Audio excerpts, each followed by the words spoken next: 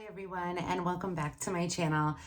This is going to be an update on how I am doing with my weight loss journey and my health journey and all of the journeys leading up to this point.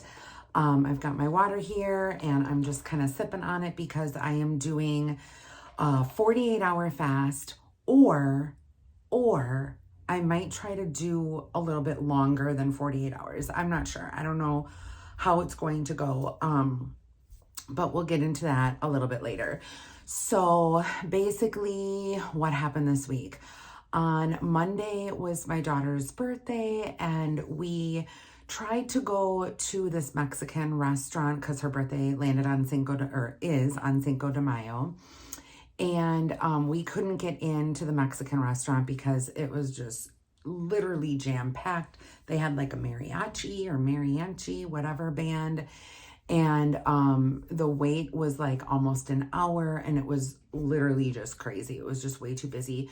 So we ended up going to a Chinese buffet and it wasn't really the greatest. But anyway, before that, I indulged in a piece of birthday cake, and needless to say, I really, truly needed this fast. So that was just kind of like one day of, slipping up out of, the whole week. The whole week was really, really good compared to just that one day Monday. I stayed on track. I exercised. So I can't remember if I spoke about this last week or not, but I've been getting really close with ChatGPT. Like, her and I are like this. I literally ask her anything and everything, and I tell her to pretend to be a fasting expert. I tell her to pretend to be Dr. Jason Fung, or an intermittent fasting expert. And she answers me and gives me all of the answers to all of my questions that I could possibly need. So this last time I asked her to let me know like what to do for the months leading up to my goal weight, how many steps I need, how many calories I need, what I should be eating. And she basically gave me a full rundown. So, yeah, basically what she said to do was to get in 12,000 steps a day.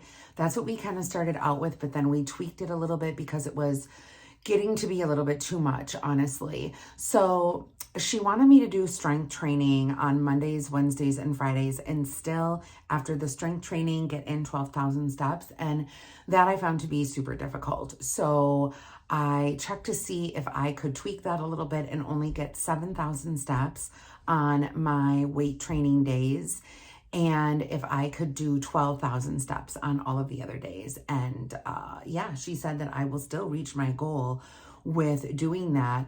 She said by August 1st.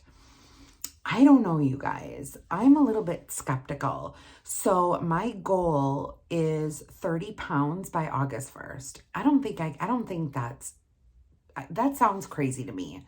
That just sounds really crazy, but I don't know. We'll see.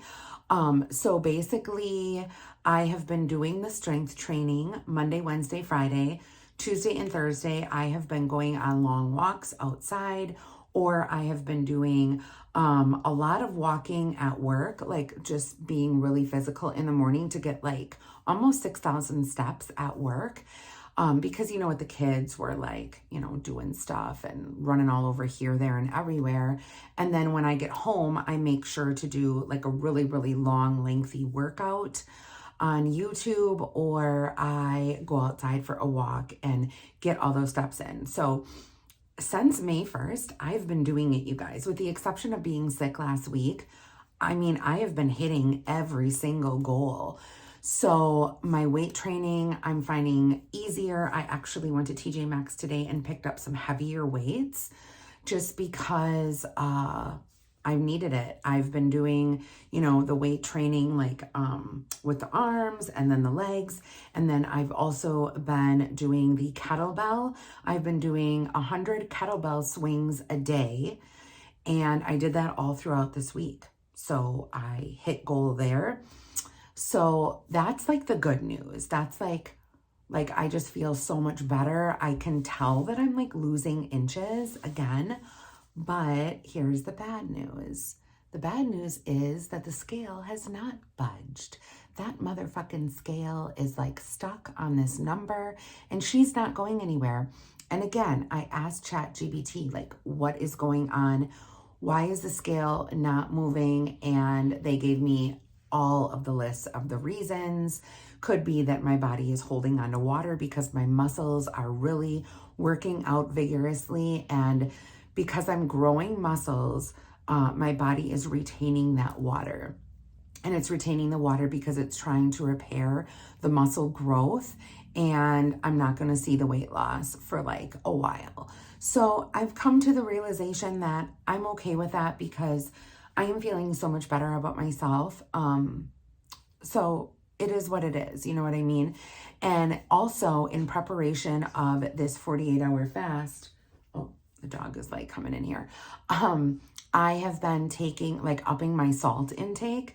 So I have been using smoked salt, which is absolutely fucking amazing, you guys. I have been using the cherry smoked salt by Real Salt company. I think it's called Real Good Salt or something. I don't know. I will link it right here or like show you guys the picture. And then in the description box down below, I will link the Amazon link for that if you guys are interested in buying it.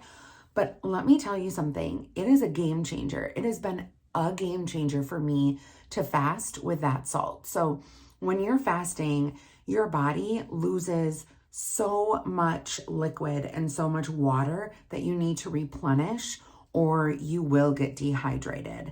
So I have been doing the smoked salt. There's a cherry smoked salt. There is a barbecue smoked salt and then like the house blend. Oh my gosh, you guys. And also when I eat, I'm going to make sure to use that like on my burger or on salmon, on the salmon patties, or, you know, in like ground up turkey meat. It makes me so happy that I actually found something that just tastes really, really good and is a game changer for my fasting plus my food.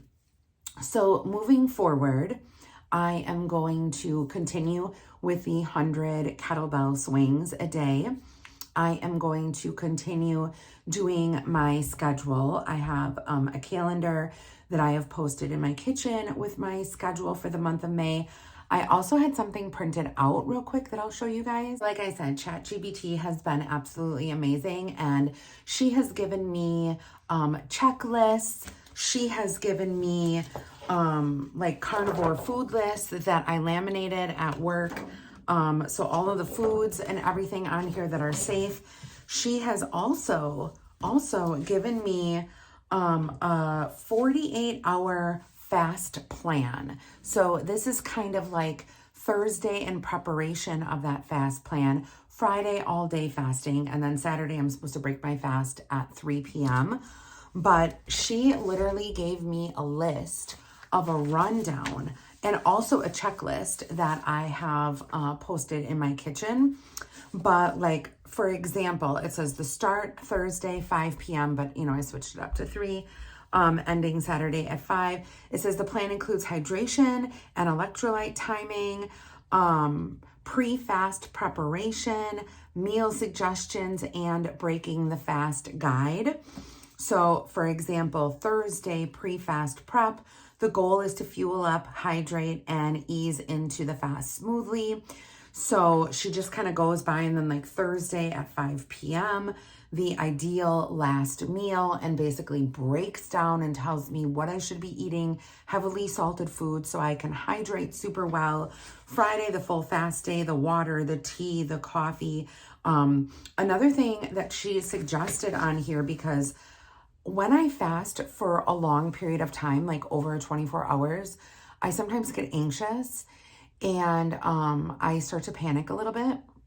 And I think that's pretty normal for people to do. And she said, you know, as a tip, only have that 1 cup of coffee in the morning or don't have any coffee at all. And I noticed that when I bring my coffee and caffeine level down to only 1 coffee a day, instead of drinking 2, sometimes 3 cups of coffee a day, my anxiety goes down. So that is something that has really been helpful for me this time. Also, I started taking magnesium drops from Keto Chow, and oh my God, you guys. So I talked about this a little bit with the magnesium drops that I have in my morning little segment of, driving to work in the morning. And the first time I took the magnesium drops, you guys, oh my God. Oh my God. Within a half an hour, because I took it at like 7:30 p.m., within a half an hour, I literally felt my whole body just like calm, like a whoosh of calmness. And even my heart started beating like calmly, like everything was just calm. And it was so nice in preparation of going to sleep, like around 9:30. It just literally like zoned me out, not to the point where I couldn't function, but just like, and they said that people will often feel that way if you were lacking in magnesium. So I obviously was lacking. So that's a big game changer. I don't know. I mean, you think you know everything about like your journey and like what you need to do and all these things, and then you learn something new every day. Honestly, every single week, I feel like I learn something new. So I'm starting to take my little 10 drops in my water of magnesium before I go to bed at night, and just doing all these things. I just feel really organized. I feel really organized. I feel like, the setback last week was me being sick. I'm feeling so much better. I ended up not taking the prednisone. I didn't take an antibiotic. I got over it. I still have the tiniest bit of cough, but I am able to work out at my full max, and I feel so good. So I'm not going to get on the scale until Sunday morning, and we're going to see if that scale dropped with this fast. But anyway, I hope you guys all have a great, great day. If you guys are mothers out there, happy Mother's Day. Mother's Day is tomorrow. I hope you guys are able to celebrate with your kids. And yeah, I hope you guys all have a great day. God bless. And I will see you soon. Bye, everyone.